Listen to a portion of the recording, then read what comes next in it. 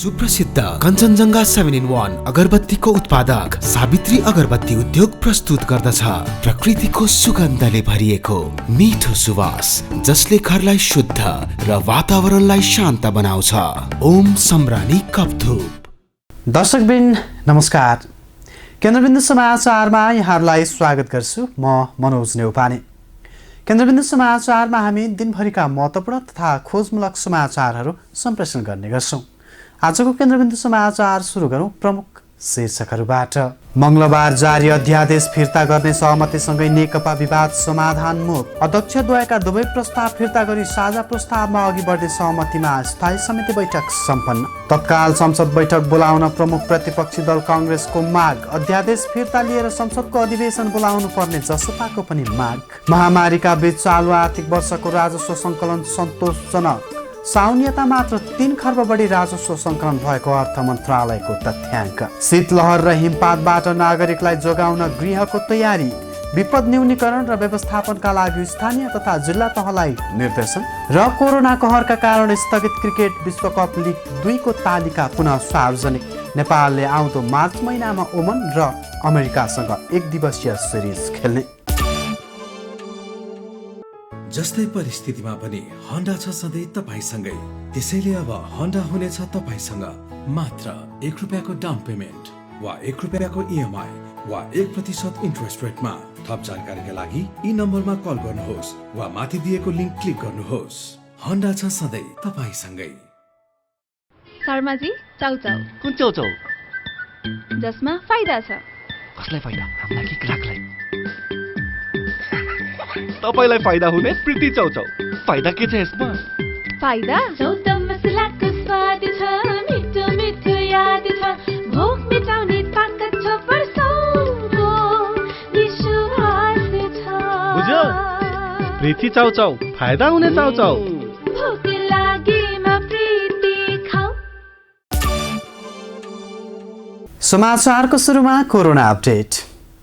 नेपालमा बुधबार थप 736 जना कोरोना भाइरस संक्रमित थपिएका छन्। स्वास्थ्य तथा जनसङ्ख्या मन्त्रालयका अनुसार देशभरका प्रयोगशालामा 5555 जनाको PCR परीक्षणका क्रममा 736 जनामा संक्रमण पुष्टि भएको हो। गत 24 घण्टामा 847 जना संक्रमण मुक्त भएको मन्त्रालयले जनाएको छ। अहिलेसम्म संक्रमण मुक्त हुने 2,39,416 जना छन्। नेपालमा निको हुने दर 95.4% रहेको छ। कोरोना संक्रमणबाट थप 13 जनाको मृत्यु भएको मन्त्रालयले जनाएको छ। अहिलेसम्म मृत्यु हुनेको सङ्ख्या 1743 रहेको छ। यस्तै गत 24 घण्टामा काठमाडौँ उपत्यकामा 438 जना संक्रमित थपिएका छन्। तीमध्ये काठमाडौँमा 294, भक्तपुरमा 20 र ललितपुरमा 77 जना संक्रमित थपिएका हुन्। यस्तै विश्वभर कोरोना संक्रमितको सङ्ख्या 7,39,44,000 नागेको छ भने संक्रमणबाट मृत्यु हुनेको सङ्ख्या 16,44,000 माथि पुगेको छ। यस्तै संक्रमण मुक्त हुनेको सङ्ख्या 5,19,62,000 माथि रहेको छ। अब पुरा समाचार। कोरोना महामारीको कारण स्थगित भएको क्रिकेट विश्वकप लिग 2 को तालिका आइसिसीले पुनः सार्वजनिक गरेको छ। कोरोना महामारीका कारण स्थगित भएको लिग 2 का थप 96 खेलको तालिका आइसिसीले सार्वजनिक गरेको हो, जस अन्तर्गत नेपालले आउँदो मार्च महिनामा ओमान र अमेरिकासँग 1 दिवसीय सिरिज खेल्ने भएको छ। हेरौँ पुरा समाचार। नेपालले सन् 2021 को मार्चमा ओमन र अमेरिकासँग 1 दिवसीय सिरिज खेल्ने भएको छ। आइसिसी क्रिकेट विश्वकप लिग 2 अन्तर्गत दोस्रो सिरिजमा नेपालले ओमन र अमेरिकासँग 1 दिवसीय सिरिज खेल्ने भएको हो। कोरोना महामारीको कारण स्थगित भएको क्रिकेट विश्वकप लिग 2 को तालिका आइसिसीले पुनः सार्वजनिक गरेको छ। तालिका अनुसार नेपालले मार्च 19 देखि 28 सम्म ओमनमा ओमन र अमेरिकासँग 1 दिवसीय सिरिज खेल्नेछ। यस्तै सन् 2022 को फेब्रुअरीमा नेपालले घरेलु मैदानमा पिएनजी र युएईलाई आतिथ्यता गर्नेछन्। यसअघि नेपालले सन् 2021 जुलाईमा स्कटल्यान्डमा नामिबियासँग सिरिज खेल्नेछ। यसैगरी सन् 2022 को जुलाईमा नेपाल अमेरिकाको भ्रमणमा निस्किनेछ, जहाँ नेपालले अमेरिका र ओमनको सामना गर्नेछ। सन् 2022 को सेप्टेम्बर 22 देखि अक्टोबर 2 सम्म पिएनजीमा नेपालले खेल्नेछ, जहाँ युएई समेत सहभागी हुनेछ। सन् 2023 मा समेत नेपालले नामिबिया र स्कटल्यान्डको आतिथ्यता गर्नेछ। लिग 2 अन्तर्गत अन्तिम सिरिजमा नेपालले सन् 2023को फेब्रुअरीमा युएईमा पिएनजी र युएईसँग खेल्दै लिग 2 समापन गर्नेछ।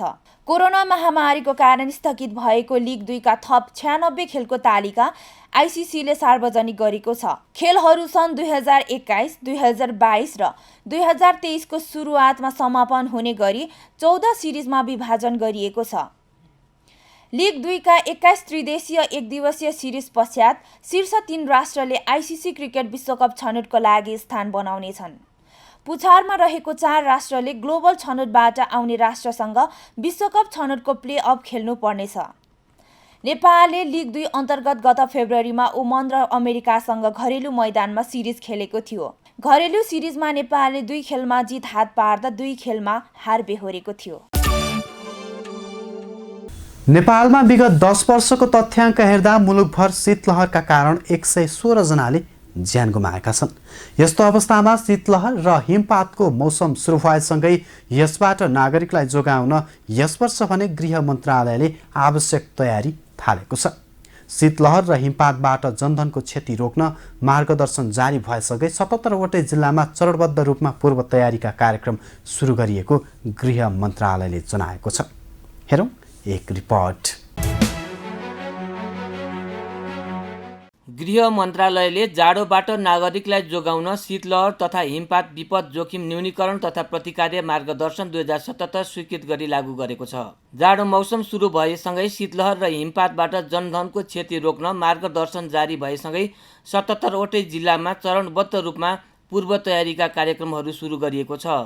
गृह मन्त्रालय अन्तर्गत रहेको राष्ट्रिय विपद जोखिम न्यूनीकरण तथा व्यवस्थापन प्राधिकरणका प्रमुख कार्यकारी अधिकृत अनिल पोखरेलले सूचना सङ्कलनदेखि विपद हुन नदिन र विपदका घटना भइहालेमा उद्धार, राहत वितरण तथा पुनर्स्थापनाका कार्यक्रम तय गरी तयारी थालिसकिएको जानकारी दिए। स्थानीय र जिल्ला विपद व्यवस्थापन समितिले तत्कालै अवस्था अध्ययन गरी विवरण सङ्कलन गर्ने, साधन स्रोतको कमी रहे नरहेको पहिचान गरी त्यसको जोहो गर्ने तथा अपुग सामग्री केन्द्रमा माग गर्ने मार्गदर्शनमा उल्लेख छ। तल्लो तहबाट आएको प्रतिवेदनका आधारमा सङ्घीय सरकारबाट आवश्यक सहयोग तथा व्यवस्थापनका कार्यक्रम सञ्चालन गर्ने निर्णय समेत भएको छ। केही अघि बसेको विपद जोखिम न्यूनीकरण तथा व्यवस्थापन कार्यकारी समितिको बैठकले सबै जिल्लाका स्थानीय तहलाई आवश्यक तयारीमा लाग्न निर्देशन दिइसकेको पनि अधिकृत पोखरेलले जानकारी दिए। त्यसका लागि जिम्मेवार निकायको रूपमा जिल्ला विपद व्यवस्थापन समिति र स्थानीय विपद व्यवस्थापन समितिलाई तोकिएको छ। सहयोगीका रूपमा प्रदेश विपद व्यवस्थापन कार्यकारी समिति रहेको मार्गदर्शनमा उल्लेख छ।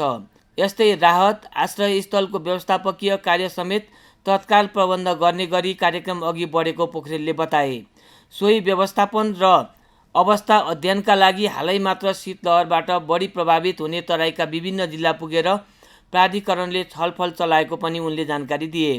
विगत 10 वर्षको तथ्याङ्क हेर्दा मुलुकमा शीतलहरका कारण 116 जनाले ज्यान गुमाएका छन्।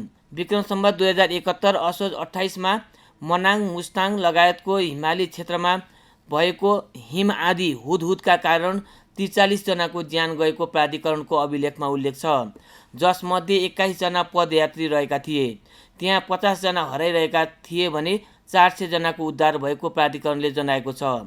शीतलहर र हुस्सु तथा हिमपातका कारण ठुलो भौतिक तथा अन्य क्षति भए पनि ठोस अभिलेख भने नभएको प्राधिकरणले जनाएको छ। अर्थ मन्त्रालयले कोरोना महामारीको प्रभावका बीच चालु आर्थिक वर्षको राजस्व सङ्कलन दर सन्तोषजनक रहेको जनाएको छ। गत साउन महिना यता मात्र कुल 3 खर्ब 1 अर्ब 28 करोड राजस्व सङ्कलन भएको उल्लेख गर्दै मन्त्रालयले यो परिणाम सन्तोषजनक नै रहेको जनाएको हो। यद्यपि चालु आर्थिक वर्षको 5औं महिनासम्म पुँजीगत खर्चको गति भने गत आर्थिक वर्षको जस्तै कमजोर देखिएको मन्त्रालयले जनाएको छ। हेरौँ एक रिपोर्ट। चालु आर्थिक वर्ष 2077-78को 5 महिनाको अवधिमा 3 खर्ब बढी राजस्व सङ्कलन भएको छ। कोरोना महामारीको अवस्थामा पनि 3 अर्बमाथि राजस्व सङ्कलन हुनु सन्तोषजनक नै रहेको अर्थ मन्त्रालयले जनाएको छ। महालेखा नियन्त्रक कार्यालयका अनुसार 5 महिनामा 3 खर्ब 1 अर्ब 28 करोड रुपियाँ राजस्व सङ्कलन भइसकेको छ। चालु आर्थिक वर्षमा सरकारले कुल 10 खर्ब 11 अर्ब 75 करोड रुपियाँ राजस्व सङ्कलनको लक्ष्य राखेको छ। यस अवधिमा कर राजस्वतर्फ 2 खर्ब 84 अर्ब 58 करोड रुपियाँ सङ्कलन भएको छ। कोभिड-19 को सङ्क्रमण प्रभावका कारण आर्थिक गतिविधि सङ्कुचन हुँदा चालु आर्थिक वर्षको पहिलो चौमासिकसम्ममा राजस्व सङ्कलन गत आर्थिक वर्षको सोही अवधिको तुलनामा 3.09% सङ्कुचन भए पनि राजस्वसहित नेपाल सरकारको कुल प्राप्ति 1.77%ले वृद्धि भएको छ। यस अवधिमा भन्सार महसुल, पैठारी, सङ्कलनमा हुने मूल्य अभिवृद्धि कर र आयकरमा सामान्य वृद्धि भएको छ भने अन्य कर शीर्षक अन्तर्गत सङ्कलन भएको राजस्वमा सङ्कुचन आएको छ। गैरकर राजस्व उल्लेख्य रूपमा घटेको छ। कोभिड महामारीका कारण उपभोक्ताहरू अत्यावश्यक उपभोग बाहेक अन्य उपभोग कम गरेका र लगानीकर्ता समेत लगानी गर्न हिचकिचाएका कारण कुल उपभोग तथा लगानीमा कमी आएकाले राजस्व सङ्कलनमा प्रत्यक्ष प्रभाव परेको छ। त्यस्तै चालु आर्थिक वर्ष 2077-78को 5औं महिनासम्म पुँजीगत विकास खर्चको गति भने गत आर्थिक वर्षको जस्तै कमजोर देखिएको छ। महालेखा नियन्त्रक कार्यालयको विवरण अनुसार सरकारले यो वर्ष कुल 3 खर्ब 52 अर्ब 91 करोड 75 लाख रुपियाँ पुँजीगत खर्चको लक्ष्य राखेको छ। तर आर्थिक वर्षको 5औं महिना मङ्सिर मसान्तसम्म पुँजीगत खर्च मात्र 35 अर्ब 94 करोड 17 लाख रुपियाँ भएको छ। यो रकम कुल लक्ष्यको 10.18% मात्रै हो। महालेखा नियन्त्रक कार्यालयका अनुसार 5औं महिना बितिसक्दा कुल बजेट खर्च 22.27% पुगेको छ। चालु आर्थिक वर्षमा सरकारले कुल 14 खर्ब 74 अर्ब 64 करोड रुपियाँ बजेट खर्चको लक्ष्य राखेको छ। त्यसमध्ये 5 महिनामा चालु खर्च 2 खर्ब 80 अर्ब 74 करोड 28 लाख रुपियाँ भएको छ। अर्थ मन्त्रालयले मङ्गलबार सार्वजनिक गरेको चौमासिक समीक्षामा कोरोना भाइरसको सङ्क्रमण जारी रहेका कारण विकास निर्माणका काम प्रभावित बनेको उल्लेख छ। यसको असर पुँजीगत खर्चमा परेको देखिन्छ। प्रमुख प्रतिपक्षी दल नेपाली काङ्ग्रेसले तत्काल संसद बैठक बोलाउन माग गरेको छ। काङ्ग्रेस सभापति शेरबहादुर देउवा निवासमा बुधबार बसेको बैठकले तत्काल संसद बैठक बोलाउन माग गरेको हो। यस्तै बुधबार जारी गरिएको संवैधानिक परिषद सम्बन्धी अध्यादेश फिर्ता लिएर संसदको हिउँदे अधिवेशन बोलाउन जनता समाजवादी पार्टीले सरकार समक्ष आग्रह गरेको छ। हेरौँ पुरा समाचार। नेपाली काङ्ग्रेसले तत्काल संसद बैठक बोलाउन माग गरेको छ। काङ्ग्रेस सभापति शेरबहादुर देउवा निवास बुढानीलकण्ठमा बसेको नेताहरू सम्मिलित बैठकले तत्काल संसद बैठक बोलाउन माग गरेको प्रवक्ता विश्वप्रकाश शर्माले जानकारी दिएका छन्। बैठकले यही अवस्थामा संवैधानिक परिषद बैठकले गरेको निर्णय नमान्ने निर्णय पनि गरेको छ। यस्तै काङ्ग्रेसले बिहिबारका लागि संसदीय दलको बैठक समेत बोलाएको छ। सो बैठक मार्फत सरकारलाई संसद बैठक बोलाउनका लागि दबाब दिने थप रणनीति बनाउने काङ्ग्रेसले तयारी गरेको छ। यद्यपि आजको बैठकमा काङ्ग्रेसले मङ्गलबार जारी भएको अध्यादेश सरकारले फिर्ता लिने भएपछि विरोधका कार्यक्रम घोषणा नगरेको उल्लेख गरेको छ। संवैधानिक परिषद, काम, कर्तव्य, अधिकार र कार्यविधि अध्यादेश 2077 जारी भएपछि प्रमुख प्रतिपक्षीय दलले आकस्मिक रूपमा बुधबार पदाधिकारी बैठक बोलाएको थियो। पदाधिकारी बैठकमा सरकारको कदमको विरोध गरी सडक र सदनमा थप सशक्त भूमिका देखाउने विषयमा छलफल भए पनि अध्यादेश फिर्ता गर्ने प्रक्रिया सुरु गरेको खबर बाहिरिएसँगै सडक आन्दोलनका विरोध कार्यक्रम तयार नगरी बैठक सकिएको छ। यस्तै काङ्ग्रेसले आजको बैठकमा मङ्सिर 29 गते देशभर भएको सरकार विरुद्धको प्रदर्शनको समीक्षा समेत गरेको छ।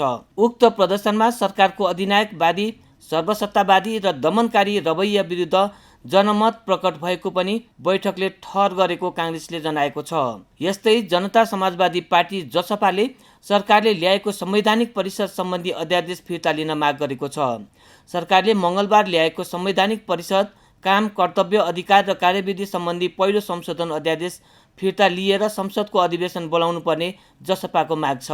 जसपा अध्यक्षद्वय महन्त ठाकुर र उपेन्द्र यादवद्वारा बुधबार जारी विज्ञप्तिमा उल्लेख भए अनुसार सरकारले अध्यादेश तुरुन्त फिर्ता लिई सङ्घीय संसदको हिउँदे अधिवेशन यथाशीघ्र बोलाउनु पर्ने माग अघि सारिएको छ।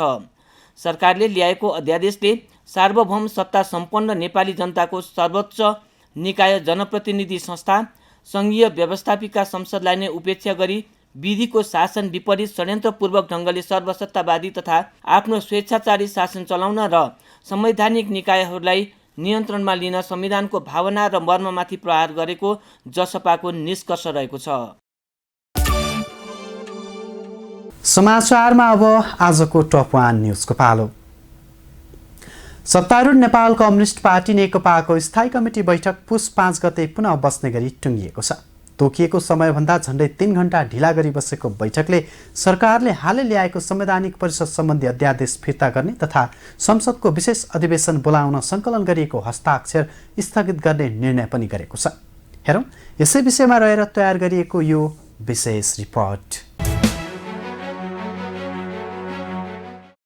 पार्टीभित्र र बाहिरबाट आलोचना बढेपछि प्रधानमन्त्री केपी शर्मा ओली मङ्गलबार राष्ट्रपति विद्यादेवी भण्डारी मार्फत जारी अध्यादेश फिर्ता लिन सहमत भएका छन्। संवैधानिक परिषद सम्बन्धी अध्यादेश जारी भएपछि नेकपा विवाद जटिल मोडमा पुगेका बेला पार्टी नेताहरूसँगको संवादमा ओली अध्यादेश फिर्ताका लागि तयार भएका हुन्। स्थायी कमिटी बैठकको पूर्व सन्ध्यामा ओली र अर्का अध्यक्ष पुष्पकमल दाहालबीच 2 चरणमा छलफल गर्दै ओली अध्यादेश फिर्ता लिने र असन्तुष्ट समूहले विशेष अधिवेशनका लागि निवेदन दर्ता नगराउने सहमति भएको हो।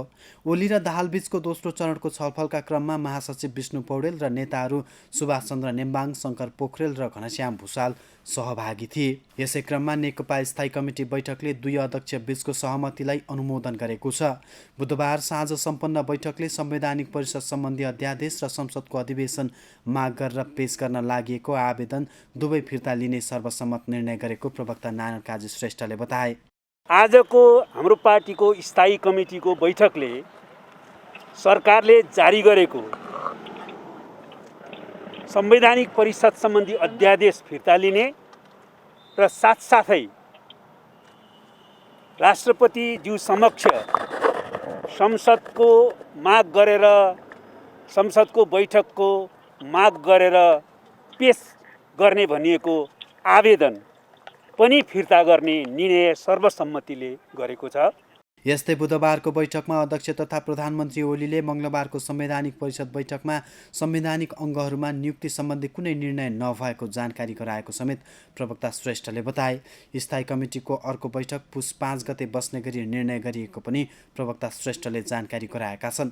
यस्तै केन्द्रीय कमिटी बैठक पुस 10 गतेलाई सारिएको छ। आजको बैठकमा हाम्रो पार्टीका श्रद्धेय अध्यक्ष एवं सम्माननीय प्रधानमन्त्रीज्यूले हिजोको संवैधानिक परिषदको बैठकमा संवैधानिक नियुक्तिका लागि सिफारिस सम्बन्धी कुनै निर्णय नभएको पनि जानकारी गराउनु भएको छ।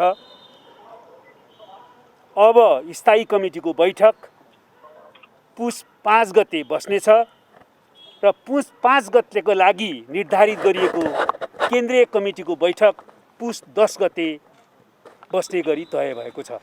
यससँगै नेकपा भित्रको विवाद हाललाई समाधान उन्मुख देखिएको छ। प्रधानमन्त्री केपी शर्मा ओली मङ्गलबार ल्याएको संवैधानिक परिषद सम्बन्धी अध्यादेश फिर्ता गर्न सहमत हुनका साथै गत कार्तिक 28 गते अध्यक्ष प्रचण्डद्वारा पेश भएको प्रस्ताव त्यसको जवाफमा प्रधानमन्त्री ओलीले दिएको प्रत्युत्तर पत्र दुवै फिर्ता गरी साझा प्रस्ताव प्रस्तुत हुने भएसँगै नेकपा विवाद समाधान उन्मुख देखिएको हो। बुधबार प्रधानमन्त्री ओलीले प्रचण्डको प्रस्तावमाथि छलफल गराउने भए बैठकमा नै उपस्थित नहुने अडान राखेपछि आजै बालुवाटारमा अध्यक्षद्वय ओली प्रचण्ड बीच उक्त सहमति भएको हो। हस्त दर्शकवृन्द, आजका लागि केन्द्रबिन्दु समाचार यही सकिन्छ। भोलि पुनः यसै समयमा हामी उपस्थित हुने नै छौँ। तबसम्मका लागि बिदा दिनुहोस्। केन्द्रबिन्दु न्युज हेर्दै गर्नुहोला। नमस्कार।